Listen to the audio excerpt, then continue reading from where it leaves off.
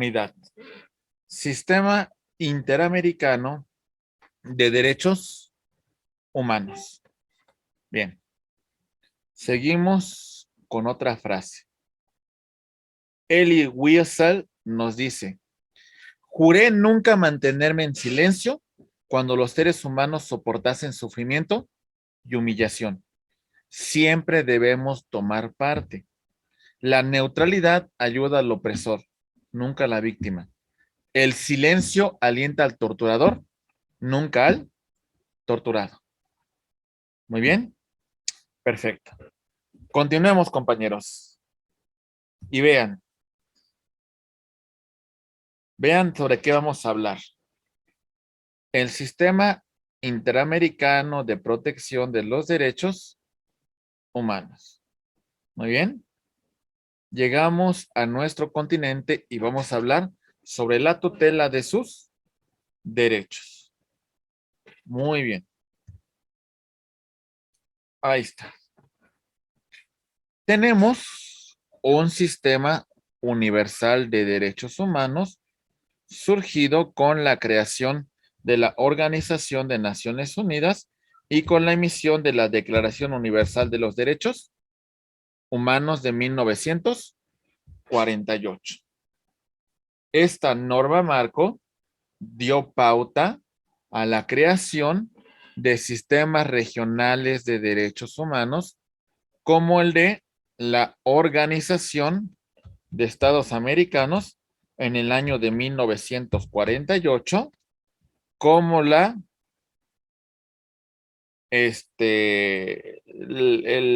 que tiene que ver con el tema del Sistema Europeo de Derechos Humanos, el cual tiene un órgano, una Corte Europea de Derechos Humanos en Estrasburgo, Francia. Muy bien. Tenemos un sistema africano de derechos humanos y también un sistema de Asia con tutela en los derechos humanos. Pero todo parte desde la creación del organismo internacional de las Naciones Unidas. En América, con la creación de la OEA, creamos una Declaración Americana de los Derechos y Deberes del Hombre. En esta declaración constituimos un órgano llamado Comisión Interamericana de Derechos Humanos. Se estableció su sede en la ciudad de Washington, D.C. Muy bien. Este órgano se encargaba de emitir recomendaciones. Muy bien. Recomendaciones. Perfecto. Muy bien. Para 1969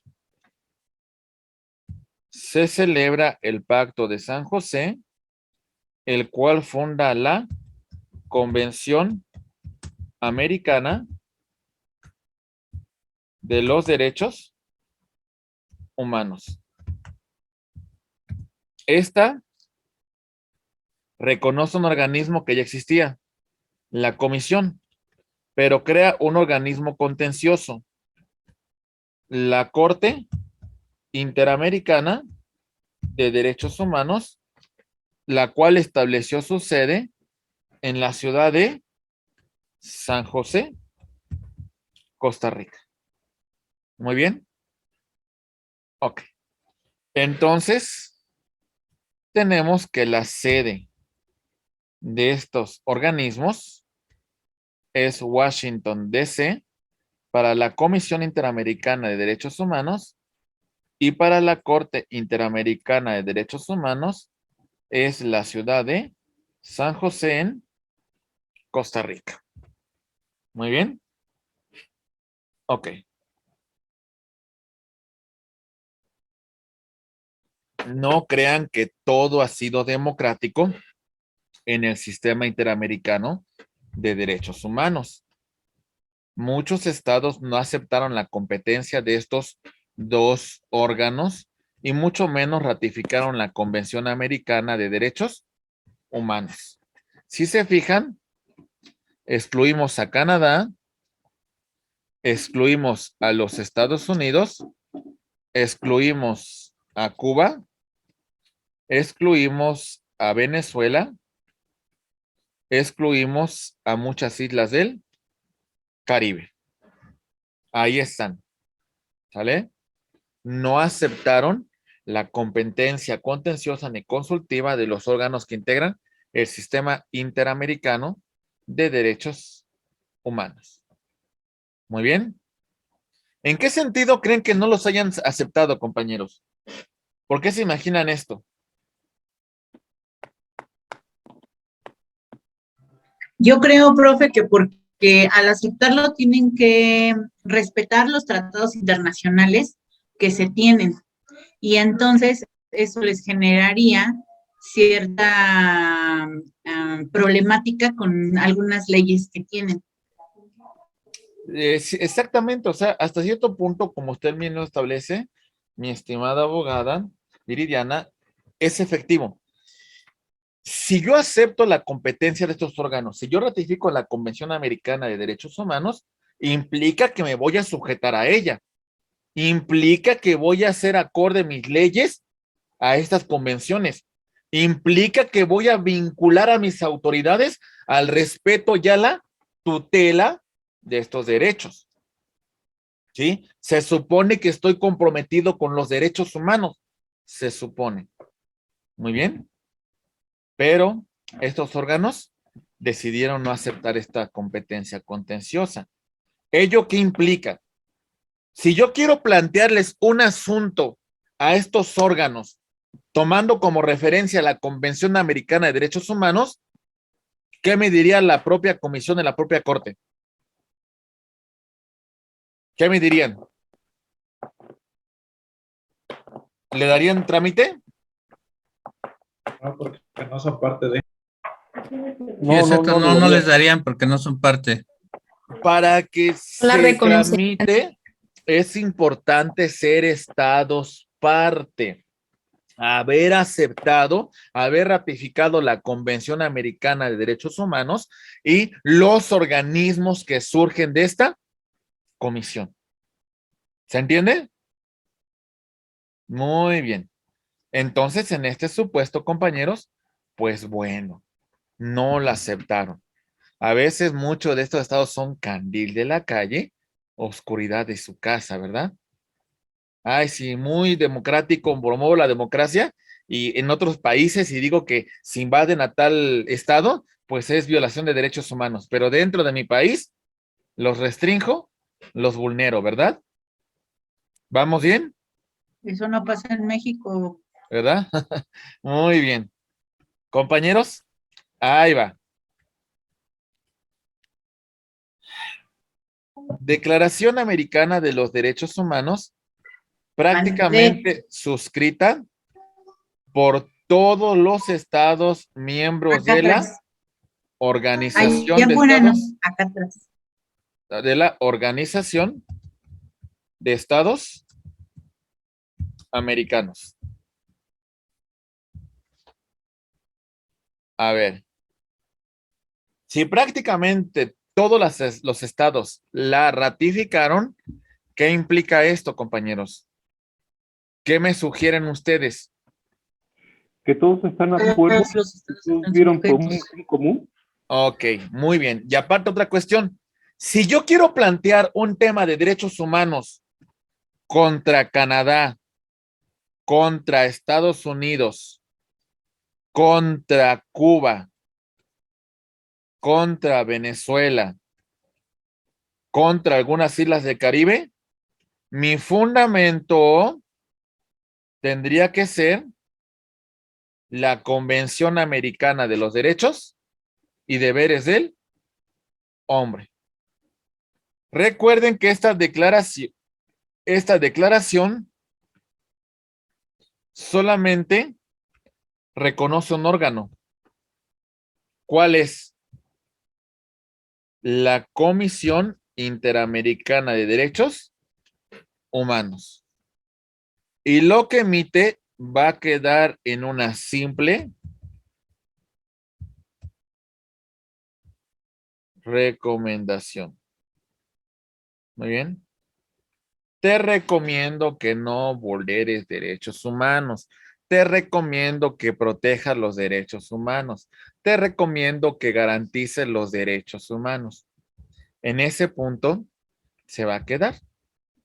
¿Se entiende, compañeros? Sí, mi estimado José. Gracias, doctor. ¿México ha tenido alguna recomendación de esa naturaleza, doctor? Sí, no solamente recomendaciones, sino casos contenciosos en los cuales ha sido condenado. Sí, por ejemplo, si dice Silvia Cindy, el tema de Campo Algodonero, el tema de caso Rosendo Radilla Pacheco contra México, el campo Okay. Martín de Campo Dot contra México. Son muchos asuntos en los que México ha sido condenado por violación de derechos humanos. ¿Dónde lo podría consultar eso? Puede consultarlo en la propia página de la Corte Interamericana de Derechos Humanos o también revisar los asuntos de que México ha sido parte dentro del sistema interamericano de derechos humanos para que vea algunos de los asuntos más relevantes sobre este tema.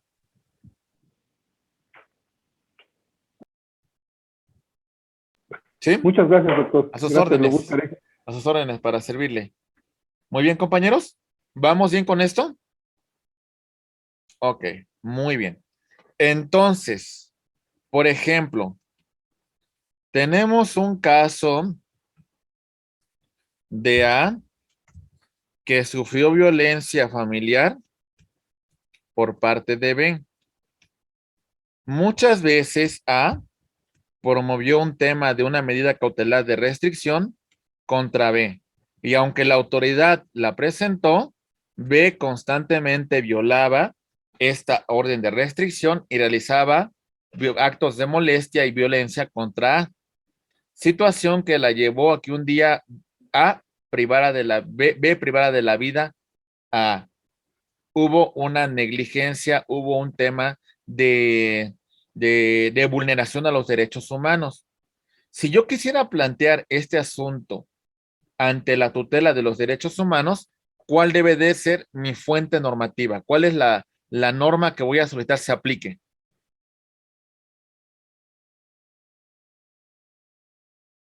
Acuérdense que es un asunto de los Estados Unidos. La de Declaración Americana de los Derechos y Deberes del Hombre. La Declaración Americana de los Derechos y Deberes del Hombre, pero tengo que conformarme con la pronunciación, con que aunque el pronunciamiento en derechos humanos se limitará a una recomendación. Muy bien. ¿Se entiende, compañeros?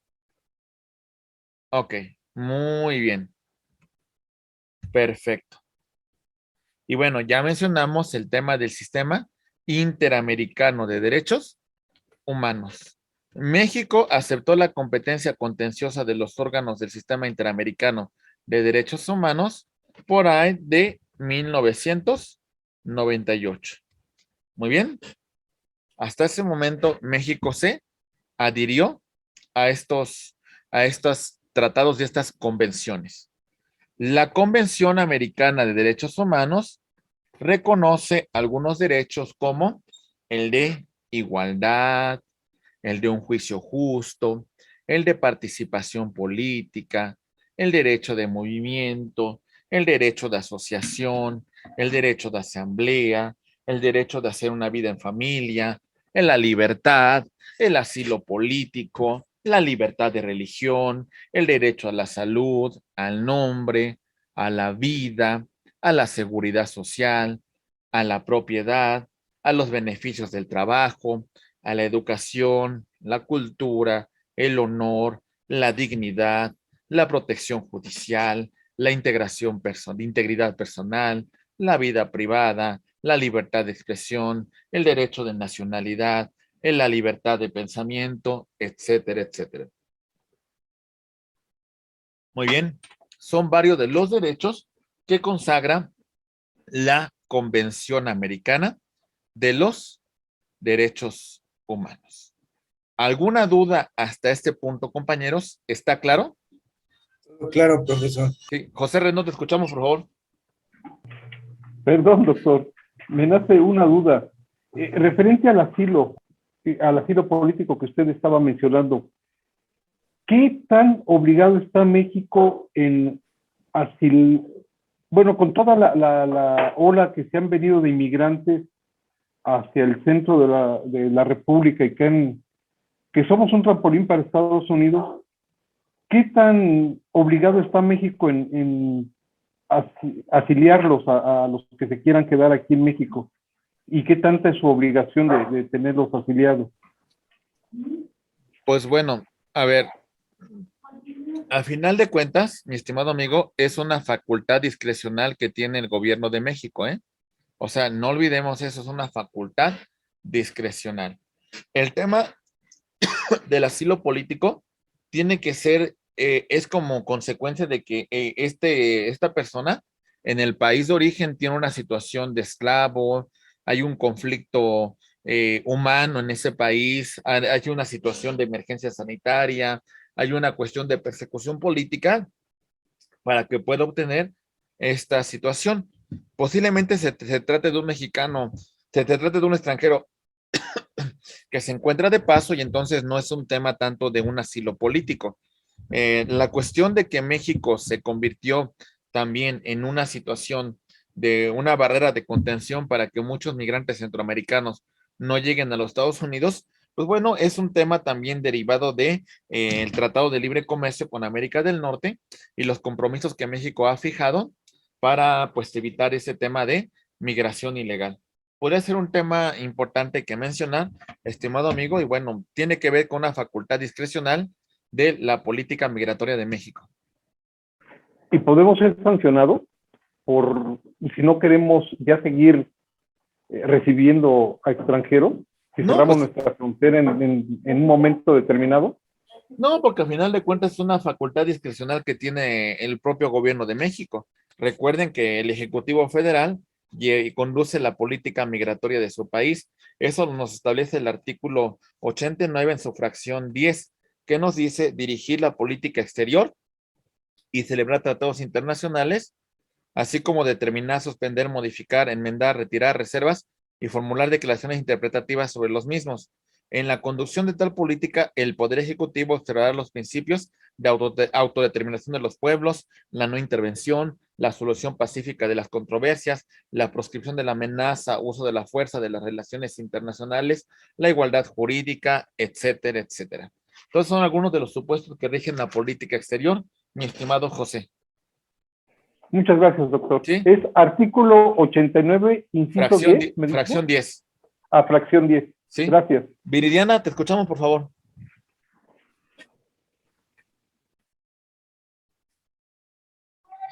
Profe, tengo ahí me nace una inquietud en todo este asunto de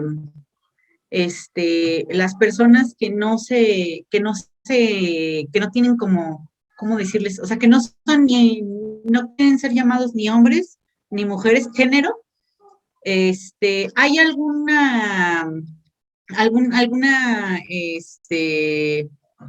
artículo o algo así que maneje la Comisión Interamericana o este, alguna de estas instituciones que lo señale? A ver, ¿no cree que la Convención Americana es una super norma y contempla todos los supuestos, ¿no? A ver, son 30 artículos muy limitados y muy concretitos como algunos derechos que mencionamos aquí. Lo que puede usted complementar es con el tema de la jurisprudencia de la Corte Interamericana de Derechos Humanos, que ha habido muchos pronunciamientos en el tema de reconocimiento de derechos para matrimonios conformados por personas del mismo sexo, en temas de derechos de adopción, en temas de la libertad de procreacional, en el tema también de maternidad subrogada, de fecundación in vitro. O sea, hay muchos temas que no se contemplan como tal en la convención, pero sí vienen de las sentencias de la jurisprudencia emanada de la Corte Interamericana de Derechos Humanos.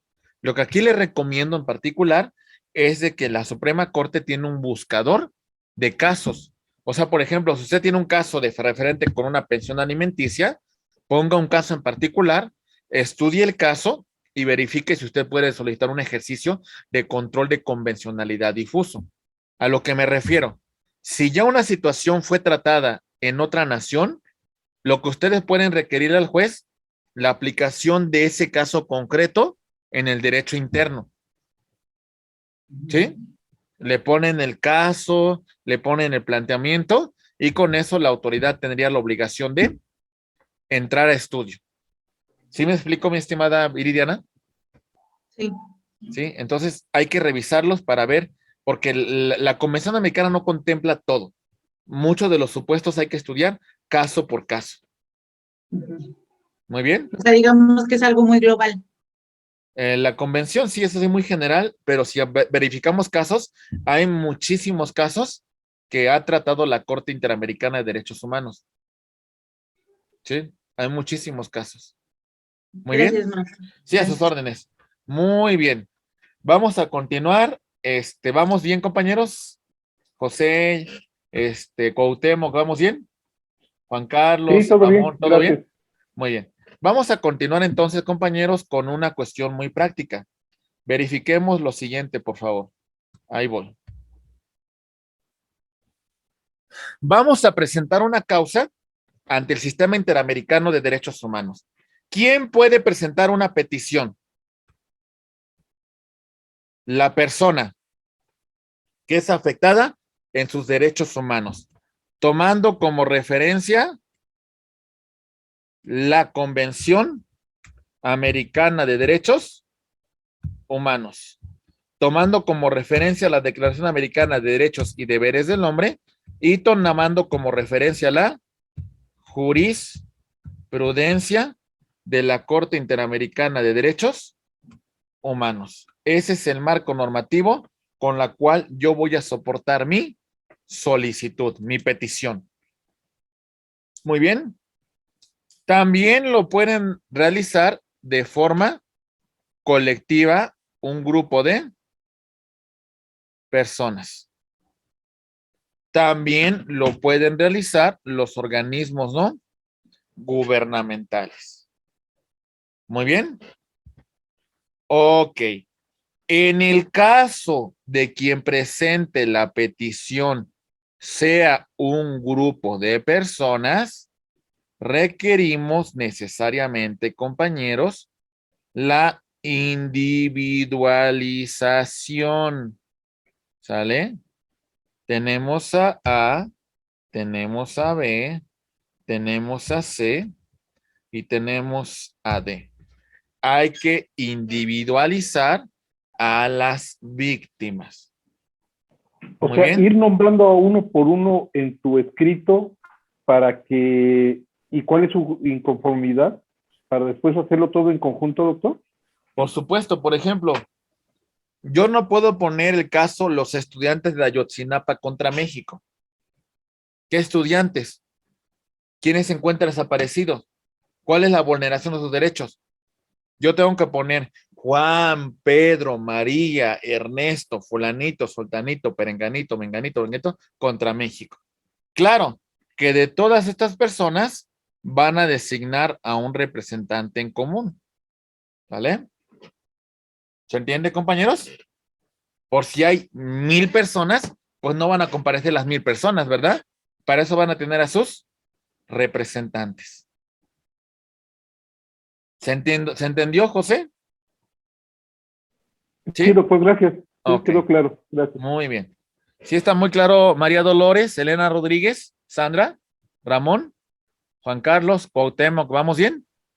Sí, profe. Claro, profe. Ok, muy bien. Seguimos. Ya lo presentamos de forma individual, de forma colectiva, a través de ONGs. Tenemos que explicar el acto o la omisión del Estado, lo que provocó un menoscabo en los derechos humanos. Aquí vemos, ¿qué está haciendo el funcionario público, compañeros? ¿Cuál es el acto que está realizando? Corrupción. Corrupción. Permitió la construcción de una empresa que está contaminando un río. Esta contaminación está generando un tema de salubridad en una población. Y de esa población de 5,000 habitantes, tenemos que 40 personas tienen un problema de salud. Y esas 40 personas son las siguientes. Muy bien. ¿Vamos bien, compañeros? Ok. Muy bien. Antes de que yo acuda al sistema interamericano de derechos humanos, yo debo de haber agotado la jurisdicción ordinaria. Todo el procedimiento ordinario para atacar este acto de autoridad. ¿Sale? Todo el procedimiento ordinario para atacar ese acto. Entonces, presento mi demanda, presento mi denuncia, presento lo que tenga que hacer en el interior del estado. Muy bien. Desde que yo estoy aquí, compañeros, desde aquí, yo ya estoy planteando una cuestión de ¿qué? De convencionalidad. Ya solicito la aplicación de un tratado internacional. Recuerden, este control de convencionalidad lo conocemos con el nombre de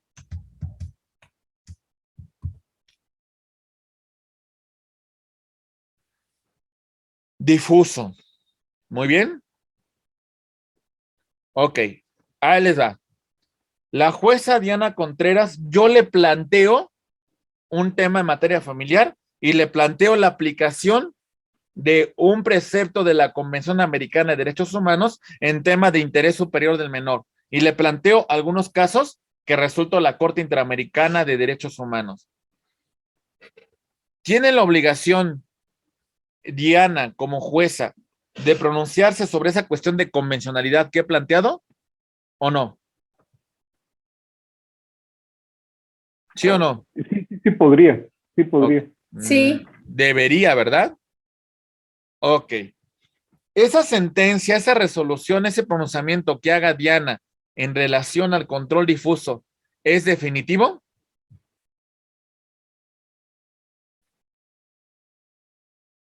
No, ¿verdad?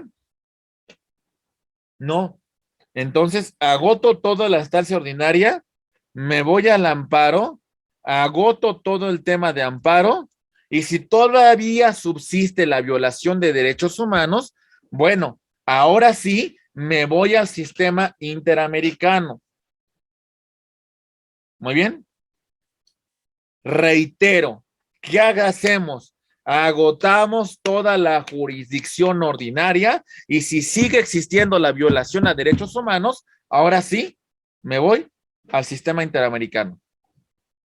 Me platicaba usted, José Rendón, Maestro, una el pregunta. caso de San Salvador Atenco. Ya está en la Corte Interamericana, pero antes de que llegara a la Corte, ¿qué tuvimos que hacer, mi estimado José Rendón? Agotar las estancias gubernamentales de México. Ok. ¿Por qué el asunto de Ayotzinapa no ha llegado a la Corte Interamericana? Porque todavía se está resolviendo en un tema de jurisdicción ordinaria. ¿Se entiende?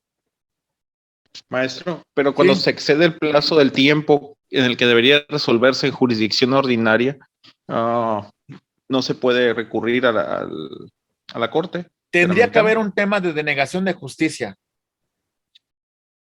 ¿Cuál sería un tema de denegación de justicia? Ya póngalo usted, ya hace 4 años se empezó, más, ya hace 7 años se empezó el asunto de Ayotzinapa. El tema de denegación de justicia sería que la autoridad no hiciera ninguna investigación. Hubiese dado carpetazo, hubiese mandado el archivo. Entonces, ¿qué habría ahí en relación al asunto, mi estimado amigo? Denegación de justicia, ¿no? Ya al haber denegación de justicia y haber agotado los recursos ordinarios, entonces sí podría irme al sistema interamericano. ¿Por qué no ha llegado?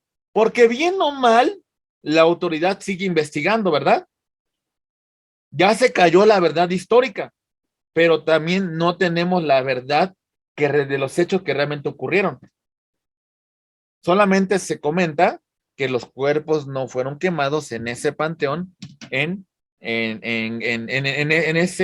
ese campo, en el estado de Guerrero, ¿verdad? Es la única verdad lo que han llegado. Se supone que siguen indagatorias. Y como es una causa tan interesante a nivel internacional, pues bueno, pues creo que el asunto todavía puede tardar. Pero no ha habido una denegación de justicia, mi estimado Rubén. En el momento de que no actúen, en el momento que la cosa quede suspendida, entonces ahí sí podríamos hablar de un tema de denegación de justicia. ¿Se entiende, compañeros? Y si hay una denegación de justicia, entonces sí, mi estimado Rubén, te puedes ir directamente al sistema interamericano. Muy bien. Mi estimada Jacqueline Campos, te escuchamos, por favor.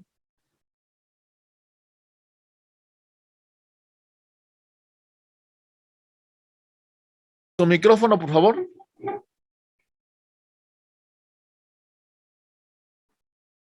No le escuchamos, ¿eh? A ver. Sigue apagado, ¿eh?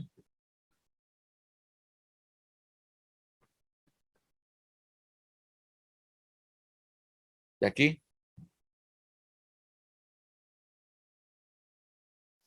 No sé si no tengamos micrófono, mi estimado Yuen. No, mi estimada Jackie, ¿no me escucha? Bueno, sí me escucha, ¿verdad? Ah, no va como un asunto político. No, no, no, no. A ver, tengamos muy en claro esto, mis estimados amigos. Si un asunto llega al sistema interamericano de derechos humanos, no es ni un asunto litigioso, ni es un asunto que tenga que ver con asuntos políticos. Si tiene que llegar al sistema interamericano, es porque existe una violación de derechos humanos. No va a llegar otro asunto que no tenga que ver con derechos humanos. Y por eso lo planteamos, compañeros. Desde un inicio, yo hice valer ese tema de derechos humanos. Desde aquí, desde el principio. Si no, olvídense, no va a llegar el asunto. ¿Se entiende? ¿Sí o no? Ok, y mi base normativa bajo la cual yo voy a apoyar el control de convencionalidad sería a nivel interno, artículo primero de la Constitución. En el tema de casos, Radilla Pacheco contra México. Bueno, Sí, ¿me escuchan? pasó. Permítame. Radilla Pacheco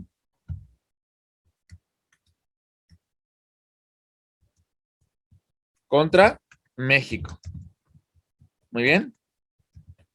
A nivel internacional, Declaración Americana de los Derechos y Deberes del Hombre, Convención Americana de Derechos Humanos y jurisprudencia emanada de la Corte Interamericana de Derechos Humanos. Esa va a ser la base normativa bajo la cual yo voy a ejercer control de convencionalidad. ¿Se entiende, compañeros? ¿Sí o no?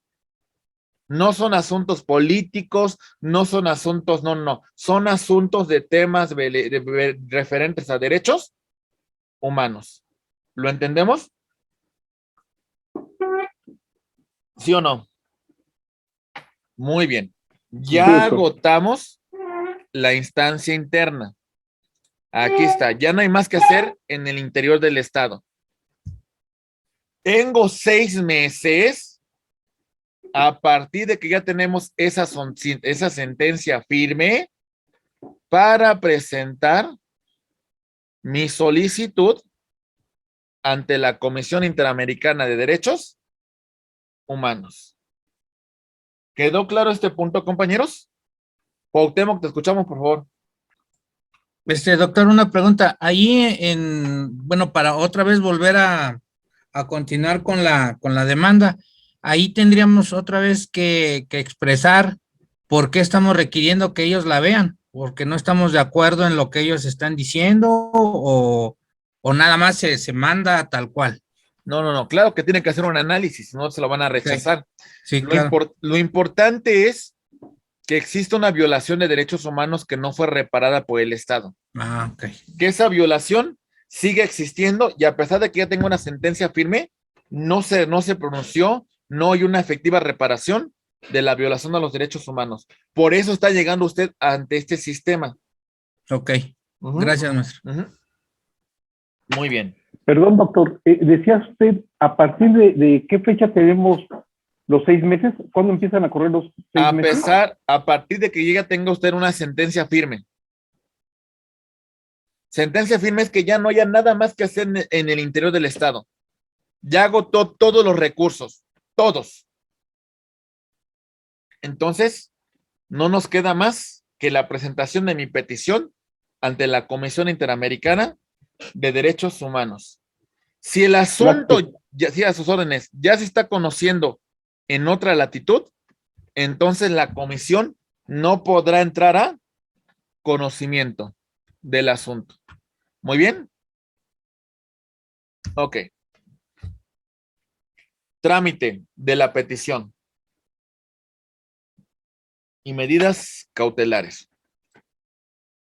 Evaluación inicial.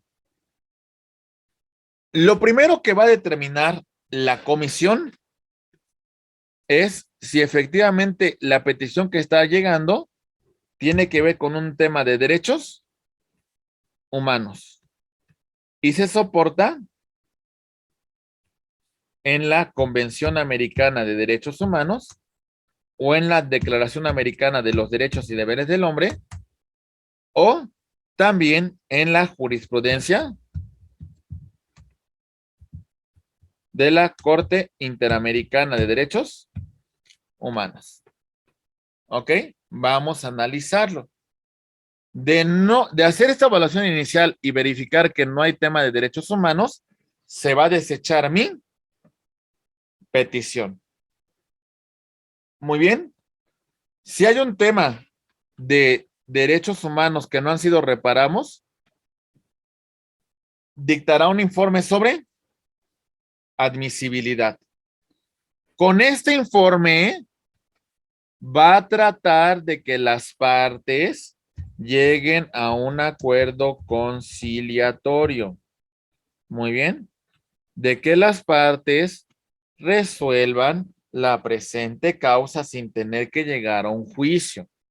De no llegar a un acuerdo conciliatorio, ahora sí se va a emitir una resolución de fondo que en el caso de no cumplirse por el Estado responsable, podremos presentar la demanda por conducto de la Comisión Interamericana de Derechos Humanos ante la Corte Interamericana de los Derechos Humanos. ¿Vamos bien? Ok. Paso a pasito. Vamos a verlo rápidamente. Ahí va. Primer punto, compañeros. Vamos a ver qué es lo que ocurre. Presento mi petición ante la comisión. Podrá ser de forma física en las oficinas de Washington, D.C. o podrá ser a través de la vía electrónica. Muy bien. También a través del correo certificado podemos presentar nuestra petición. Sobre nuestra petición nos vendrán, desecharán o en su caso admitirán. Muy bien. En el caso de admitir, se le va a asignar un número de petición. Muy bien. ¿Qué asuntos atenderemos en primer lugar? Los que representen una tutela de mayor protección. Por ejemplo, si un grupo vulnerable se encuentra involucrado, lo atenderemos en primer lugar. ¿Entendemos esto, compañeros? Ok. Presentamos la petición. Se admitió. La Comisión Interamericana va a notificar al Estado responsable, el cual tiene 3 meses para contestar sobre esa petición que presenta la víctima. ¿Comentarios hasta el punto 4? No, profesor. Muy bien. Paso número 5. La comisión va a propiciar que lleguemos a un acuerdo conciliatorio. De llegar al acuerdo conciliatorio, hasta aquí termina la causa. Se acabó. De llegar al acuerdo de cumplimentarse y reparar el daño a la víctima ofendido, hasta acá llegamos. De no llegar a ningún acuerdo, continuamos con la celebración de una audiencia pública.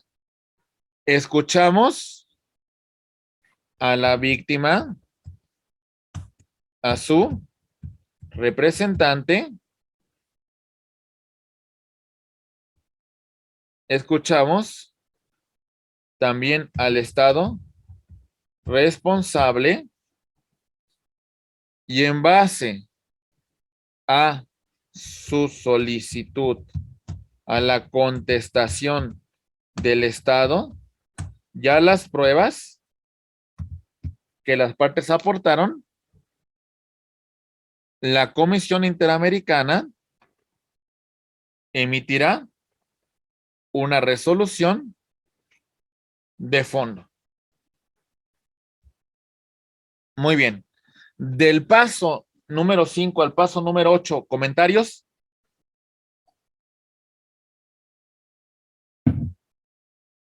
Compañeros, ¿bien? ¿Sí? Todo Muy bien. bien.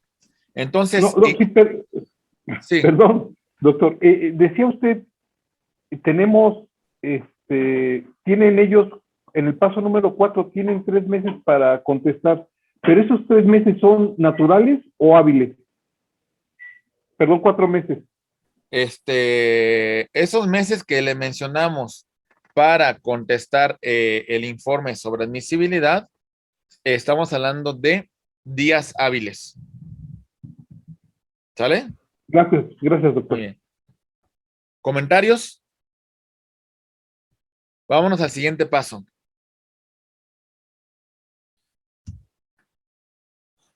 Ok, sobre ese informe de admisibilidad y sobre fondo, le vamos a dar un plazo de 4 meses, días hábiles, para que la autoridad y la víctima o ofendido hagan sus observaciones. Se lleva una audiencia pública para escuchar sus observaciones y de esta audiencia la Comisión Interamericana de Derechos Humanos tomará una determinación en relación a ese informe de admisibilidad, a ese informe de fondo. Tomará una decisión en relación a los derechos humanos. Perdón, ¿me escucharon? ¿Vamos bien? ¿Sí? Muy bien.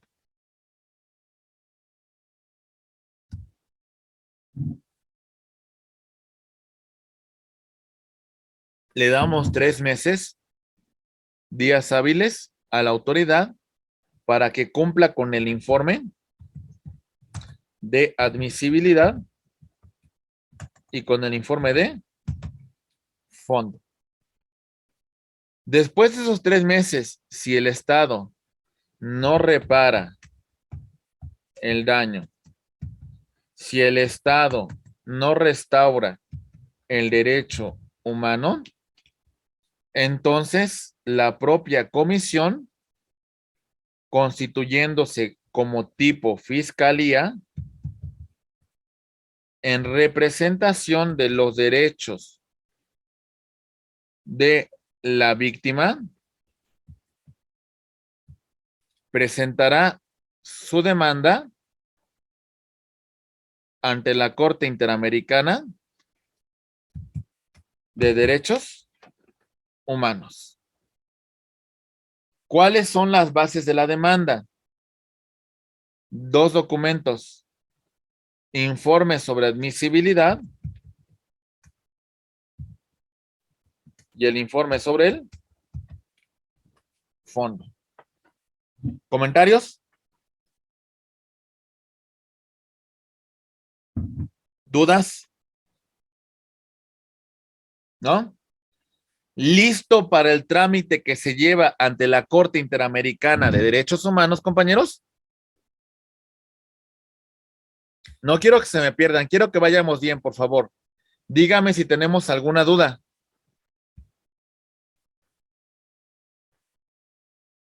¿No? ¿Seguros? Muy bien, vámonos. Ya llega el asunto a San José de Costa Rica. Ya llega la demanda. ¿Qué es lo que ocurre ante la Corte Interamericana de Derechos Humanos? Muy bien, vamos a verlo. ¿Listos? Continuamos.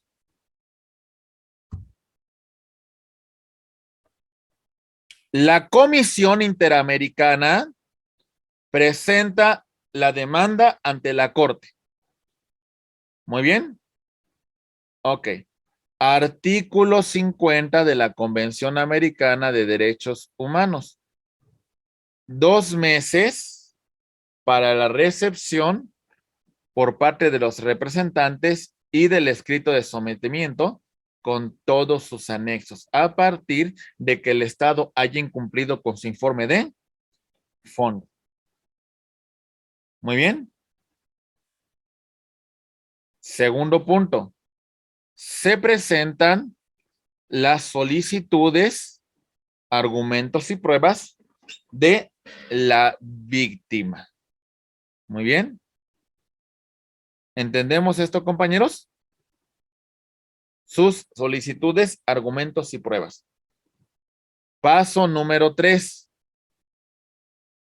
El Estado, ¿qué hace? Contesta. Interpone excepciones preliminares. ¿Sale? Por ejemplo, litispendencia, por ejemplo, conexidad de la causa, por ejemplo, cosa juzgada. Reconoce total o parcialmente las violaciones a derechos humanos, o en su caso, no interpone ninguna excepción preliminar y solamente da contestación a este requerimiento por parte de la Comisión Interamericana de Derechos Humanos. Muy bien, vamos en orden. Paso número 4. Observación de las listas definitivas de las personas que van a declarar en juicio. Se presentan los testigos y podemos recusar a testigos o peritos, de ser necesario. La Corte emite una resolución sobre la audiencia. Resuelve sobre la admisibilidad de los declarantes. Se presentan objeciones, recusaciones u otras solicitudes. Se forma la recepción de las declaraciones, se convoca a la audiencia pública y se fija fecha para la audiencia de alegatos y observaciones. Se presentan las declaraciones juradas de testigos y peritos y se observa, compañeros, las famosas affairs, que son cuestiones que tienen que ver con observaciones, objeciones u otras resoluciones pertinentes. Podrán remitirse los alegatos finales de los escritos. A grosso modo, compañeros, en los siguientes puntos llegamos un poco más avanzado que es lo que ocurre. Se celebra la audiencia pública en el caso de que hayan excepciones procesales. Resolvemos, las reparamos Y bueno, se pueden presentar pruebas, pero bueno, puede que no se lleve a cabo esta audiencia si no se presentan excepciones. Continuamos con la presentación de alegatos finales. Y bueno, las partes podrán presentar sus pruebas, alegatos finales. En base a todo esto que hemos destacado, compañeros, la Corte Interamericana de Derechos Humanos también podrá solicitar pruebas que considere oportunas para emitir su sentencia. Emite su sentencia de excepción preliminar, de ser el caso, de no existir, resolverá de fondo.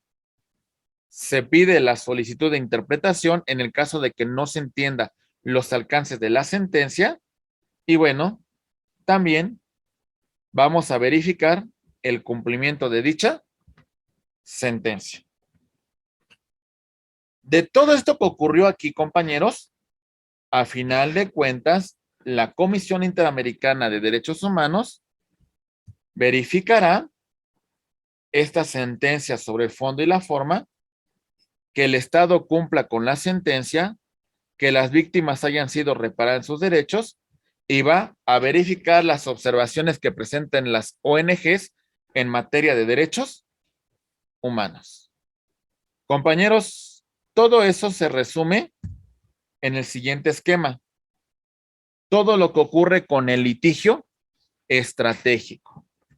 De color azul es un juicio particular, un juicio ordinario. Desde la demanda hasta la sentencia y la presentación de la apelación. Se confirma la sentencia ha sido declarada firme y bueno, en ese sentido, sobre esa sentencia que ya es firme, podríamos presentar lo que se conoce como amparo directo, resuelve el tribunal colegiado y emite una sentencia. Que como hay una cuestión de convencionalidad, podrá revisar la Suprema Corte de Justicia de la Nación. Muy bien. Ya no hay nada interno que agotar. Ya agotamos todo lo interno acá arribita. Se acabó. Tenemos 6 meses para presentar nuestra petición ante la Comisión Interamericana de Derechos Humanos. De ser procedente, remitirá un informe de admisibilidad. Si llegan a un acuerdo, aquí ponemos fin. Si no llegan a un acuerdo, emite una resolución de fondo. Le damos 3 meses para que el Estado cumpla con esta recomendación. De no hacerlo, presentamos demanda ante la Corte Interamericana de Derechos Humanos, quien, a final de cuentas, va a emitir una sentencia. Muy bien, compañeros. ¿Vamos bien? Ok. Entonces, recordemos los puntos que hemos revisado hasta aquí. Destacamos que tenemos un control de convencionalidad difuso ante todos los jueces,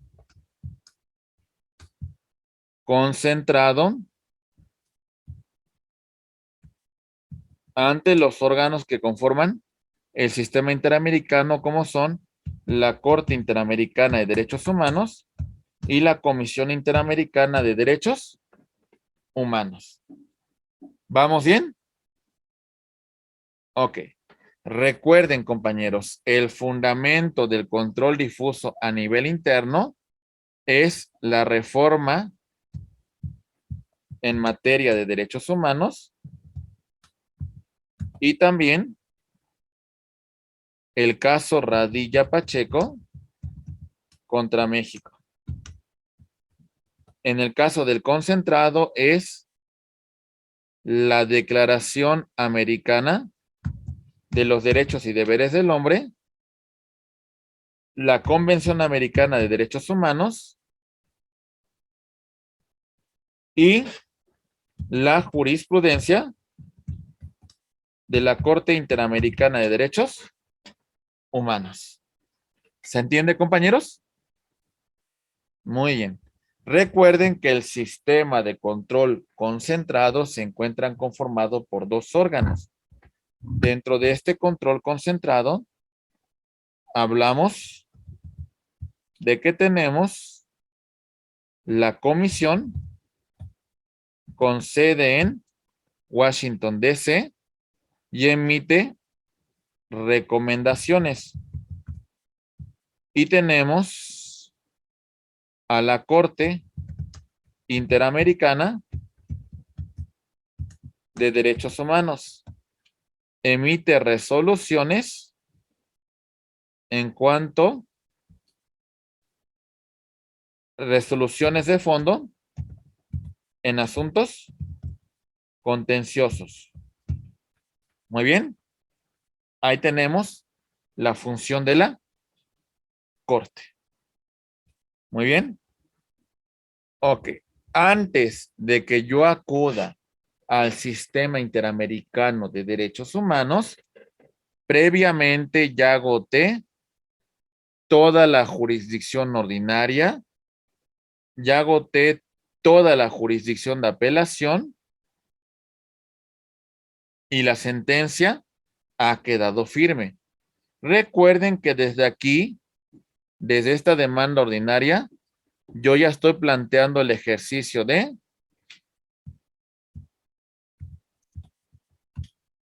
convencionalidad.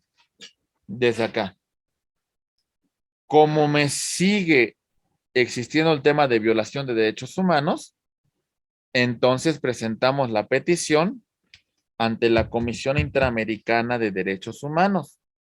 Recordemos las resoluciones que va a emitir sobre admisibilidad en el caso de ser procedente, y de no ser procedente va a ser desechada mi solicitud. Sobre esa determinación sobre admisibilidad, también la comisión emitirá un informe de fondo, y bueno, estos dos documentos son la base para la presentación de la demanda ante la Corte Interamericana de Derechos Humanos. Ya al final se va a emitir una sentencia. Muy bien. Para el tema de los derechos humanos. ¿Complicado, compañeros? María Rosalía, te escucho, por favor. Bueno, sí está medio enredoso, la verdad. Ya que termina todo lo que usted está diciendo, ya que hay un término, ¿se puede abrir en el país otra vez el caso? No, porque ya de alguna manera el caso de la Corte es vinculante y obligatorio. Si se estima que hay una violación de derechos humanos, entonces el Estado tendrá que reparar, el Estado tendrá que garantizar el derecho humano, el Estado tendrá que reparar el daño que le causó a las víctimas. Y cuando es un menor de edad, ¿qué pasa? También es un asunto que va a llegar puede llegar hasta la Corte. No se puede abrir el caso ya entonces. No se podría abrir porque el objeto de la sentencia de la Corte es la reparación de los derechos humanos. Pero Por ya eso ve que usted llegó hasta aquí. Ujú. O sea, en todo caso, en este momento le van a reparar la violación a los derechos humanos. Parece muy enredado, pero le voy a decir una cosa, mi estimada Rosalía. Toma en cuenta usted lo siguiente. Agote toda la instancia ordinaria, toda. Ya no hay nada más que agotar. Si sigue existiendo la violación a derechos humanos, es cuando usted va a presentar su petición al sistema interamericano. ¿Se entiende? Porque sí existe la violación a derechos humanos, porque existe un derecho humano que no fue objeto de reparación. ¿Y ahí qué protege quién protege a los derechos de los niños, por ejemplo, si fuera un caso de un menor? O sea, a ver, si fuese el tema de menores, recuerden, por ejemplo, en materia penal tenemos fiscalías especializadas para la atención de delitos contra menores de edad. En el tema de jurisdicción de otras materias, también tenemos un tema de interés superior del menor, ¿sale? Que garantizamos sus derechos. Si sigue habiendo una violación de derechos humanos, pues bueno, el tema del menor va a seguir garantizado ahora desde la vía de la jurisdicción interamericana. Lo que quiero que me entienda es que al final de cuentas, acudir a esta jurisdicción es una jurisdicción para la tutela y protección de los derechos humanos. Los puntos centrales que usted va a debatir aquí es derechos humanos. Lo demás, usted ya lo agotó en la vía jurisdiccional ordinaria. Aquí solamente hablará usted de derechos humanos. Bueno, ¿Enredado? Sí, un poco, pero comprenda usted una cuestión. ¿Cómo llegamos a la Corte Interamericana? Primero, agoto toda la jurisdicción ordinaria. Segundo, presento mi petición ante la Comisión Interamericana de Derechos Humanos, quien rinda un informe de admisibilidad y un informe de fondo. Si el maestro, Estado no repara el daño, entonces ya podemos llegar a la jurisdicción de la Corte Interamericana de Derechos Humanos. ¿Sí, mi estimada? ya ve que hay casos que se abren con los años, hasta pasan años y los vuelven a abrir los casos.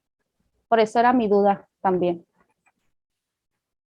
No, a lo mejor lo que usted me dice que en un caso penal me dice, ¿verdad? En particular.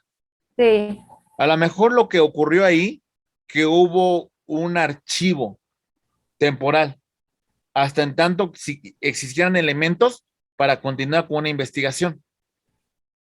En ese momento no los tenían. A lo mejor ahora sí ya tienen los elementos para continuar una investigación. Por eso, entre comillas, se reapertura una causa. elementos como las pruebas. Como las pruebas, exactamente. Imagínese usted una persona que se da la fuga. Ya no la tiene a la vista, ya no tiene cómo examinarla. Y de pronto, años después, usted la localiza en otro país y solicita su extradición. Ahora, ¿qué va a hacer? A reabrir su causa. Y ahora sí, a seguir con la investigación. ¿Sí? Bueno, Muy bien. gracias. Ok, compañeros, a sus órdenes. ¿Complicado? Sí, un poco. Pero es un tema de tutela de los derechos humanos y creo que va a ser subsanado ahorita que trabajemos rápidamente con actividades de retroalimentación. Vamos a ver.